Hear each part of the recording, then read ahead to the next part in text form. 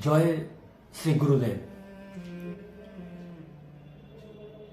শ্রীমন মহাপ্রভু বিরচিত শ্রী শিক্ষাষ্টকমের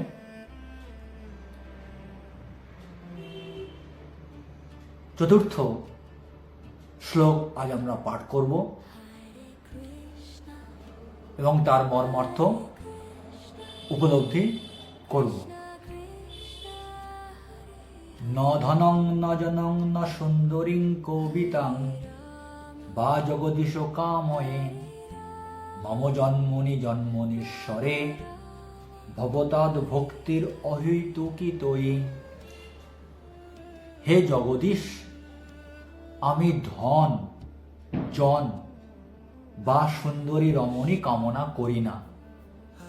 আমি কেবল এই কামনা করি যে জন্মে জন্মে তোমাতেই আমার অহেতুকী ভক্তি হোক।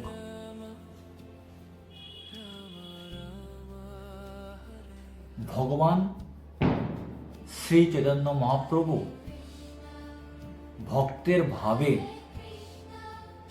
ভগবান শ্রী রাধা মাধবের কাছে প্রার্থনা করছেন, ভগবান শ্রীকৃষ্ণের কাছে প্রার্থনা করছেন, হে জগদীশ, অর্থাৎ হে জগতের কর্তা,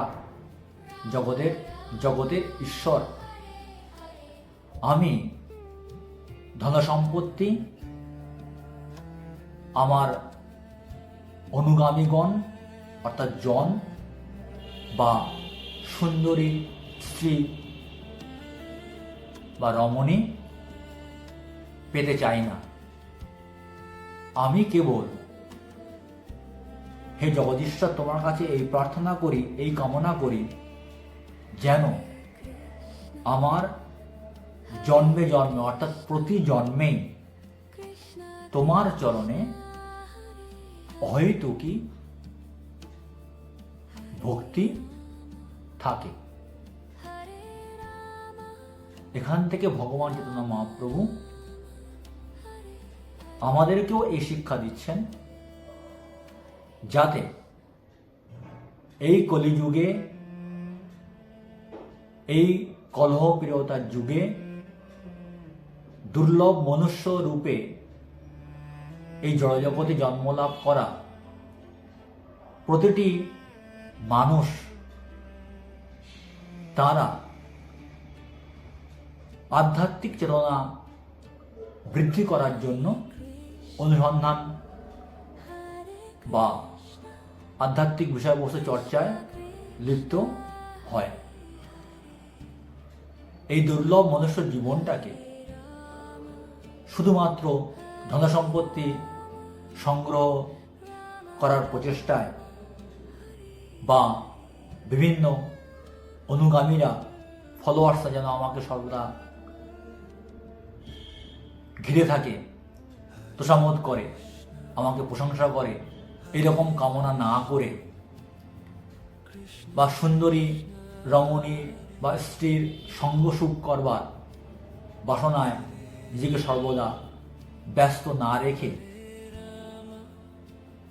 ভগবানের দিব্য নাম হরিনাম জপ করে ভগবানের দিব্য গ্রন্থ, শাস্ত্র গ্রন্থ, শ্রীমদ্ ভগবদ গীতা, ভাগবতম, চৈতন্য চৈতামৃত ইত্যাদি, চৈতন্য মঙ্গল, চৈতন্য ভাগবত ইত্যাদি গ্রন্থ পাঠ করে তত্ত্ব উপলব্ধি করে ভগবানের দিব্য নাম জপ করে আমরা এই জগতের সমস্যা, বিপদ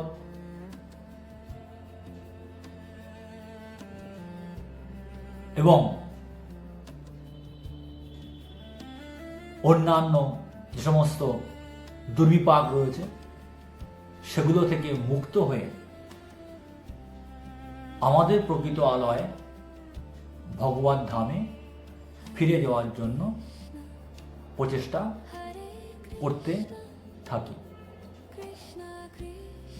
এই কলিযুগে ভগবত ধামে ফিরে যাওয়ার জন্য ভগবান চৈতন্য মহাপ্রভু যে হরিনাম দান করেছেন, সে দিব্য নাম হরিনাম নির অপরাধে নিরন্তর আমাদের জপ করা কর্তব্য। আর শুধুমাত্র এই জন্মেই আমরা হরিনাম জপ করব না, চৈতন্য মহাপ্রভু শিক্ষা দিচ্ছেন ভগবানের কাছে প্রার্থনা করতে, যেন আমরা জন্মে জন্মে অর্থাৎ যতবার জন্মগ্রহণ করব এই ধরাধামে, প্রতি জন্মেই যেন আমরা ভগবানের চরণে অহৈতুকী অর্থাৎ কোনো হেতু ছাড়া, কোনো কারণ ছাড়াই যেন আমি ভগবানের নিত্য দাস, ভগবানের নিত্য সেবক, এই অনুভব বা অনুভূতি আমরা জাগরিত করে ভগবানের দিব্য নাম হরিনাম, হরে কৃষ্ণ কৃষ্ণ কৃষ্ণ হরে হরে, হরে রাম রাম রাম হরে হরে নিরন্তর জপ করতে পারি, কীর্তন করতে পারি। এই প্রার্থনা সর্বদা ভগবানের কাছে করা উচিত। আমরা এই ধরাধামে যে জীবিকা জীবন ধারণ করার জন্য করি না কেন, জীবন ধারণ করার জন্য যে কর্তব্যকর্ম সম্পাদন করি না কেন, সমস্ত কর্তব্যকর্ম সম্পাদন করার মাধ্যমে আমাদের জীবনকে এগিয়ে নিয়ে চলতে হয়। কিন্তু এই চলার পথে যদি আমরা ভগবানকে ভুলে থাকি, তাহলে এই দুর্লভ মনুষ্য জীবন বিফল হয়ে যাবে। আমরা পরবর্তী জন্মে নিম্নতর জীব প্রজাতির মধ্যে জন্মগ্রহণ করতে পারি, ফলে আমাদের সুযোগ হাতছাড়া হয়ে যাবে। তাই ভগবানের কাছে আমাদের প্রার্থনা করা উচিত, যত জন্মই আমাদের হোক না কেন, প্রতি জন্মে যেন আমরা ভগবানের অহৈতুকী অপ্রতিহতা ভক্তি অনুশীলন করার সুযোগ লাভ করতে পারি। এই প্রার্থনা ভগবান শ্রী রাধা মাধবের কাছে প্রার্থনা করার জন্য শ্রী চৈতন্য মহাপ্রভু এই শ্লোকটি রচনা করেছেন, যাতে এর মর্মার্থ উপলব্ধি করে আমরা প্রকৃত শিক্ষা লাভ করতে পারি। জগজাগতিক ক্রিয়াকলাপ সম্পাদনকে যদি আমরা কৃষ্ণ কেন্দ্রিক করে তুলতে পারি, তার জগজাগতিক ক্রিয়াকলাপ থাকে না। কৃষ্ণ ভাবনাময় কর্ম করার মাধ্যমে আমরা এই জন্মেই ভগবানের কৃপা লাভ করতে পারি এবং পরবর্তী জন্মেও আমরা ভগবানের কৃপা লাভ করতে পারব। এই প্রার্থনা সর্বদা ভগবানের কাছে আমাদের করা কর্তব্য। ভগবান চৈতন্য মহাপ্রভু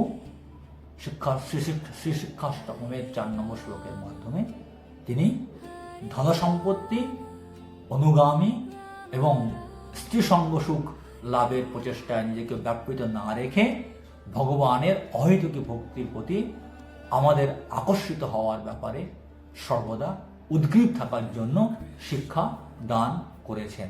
হরে কৃষ্ণ।